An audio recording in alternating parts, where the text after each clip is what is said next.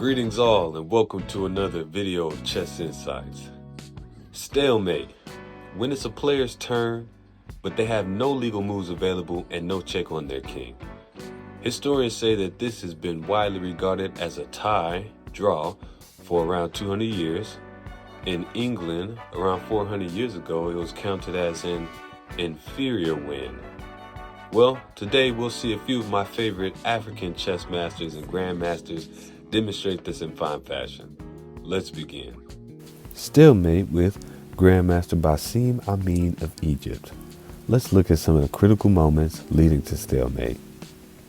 So we can see here, black is threatening to force eventual checkmate.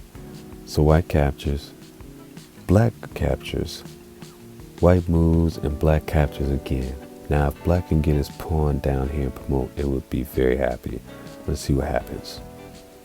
Strongest option is this king move by white, another king move by black. More excellent play with this king move by white. Pass pawn is coming down. The king is forced to move here with white, and black pushes his pawn again. The best move by white is this king move here. And finally the game ends in a draw due to stalemate because the player to move was not in check but had no legal moves. No legal moves. Next, we have a game drawn by agreement with one of my favorite Zambian masters, Master Larita Mwango.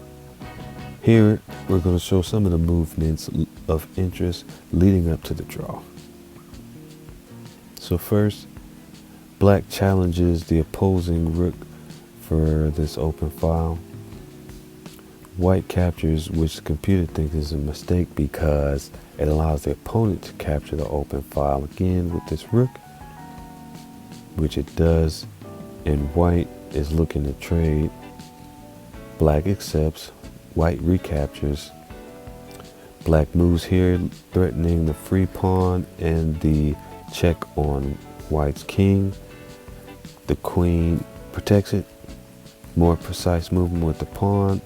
The king move by black, which the computer thinks is an accuracy, but when white moves here with the king, we can see that this is a draw, and we can observe that the position is relatively closed, and there's not many tactical opportunities available for both sides, and also a lot of time remains.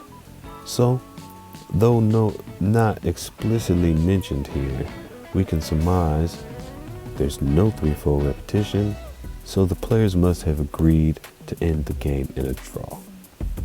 Speaking of threefold repetition, here we have a game by repetition with the African masters, who are two of my favorite in all of Angola, Esperança Kashita and Edinaja Jr. Let's see what led to it.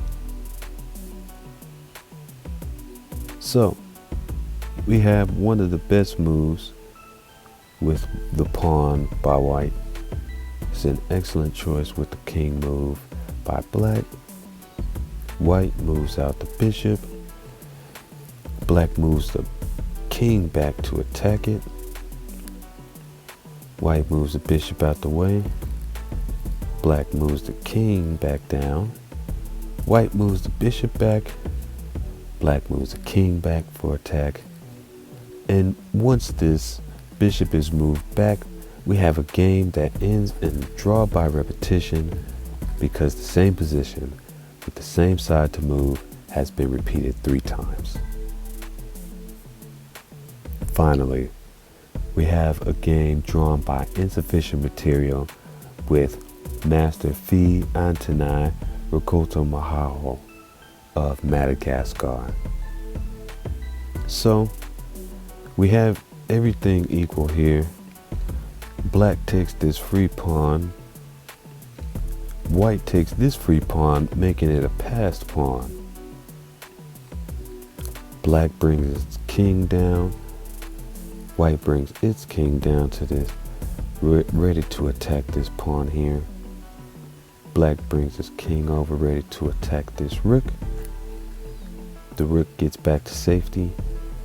Black continues with the king movement on target. White rook moves precisely. The black king moves with the best option. White pawn, passed pawn headed towards his goals, interrupted by this black rook, which is offering the trade of equal value. The trade is accepted.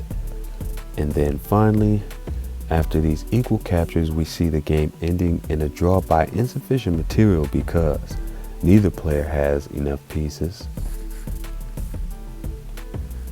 to force their opponent into checkmate.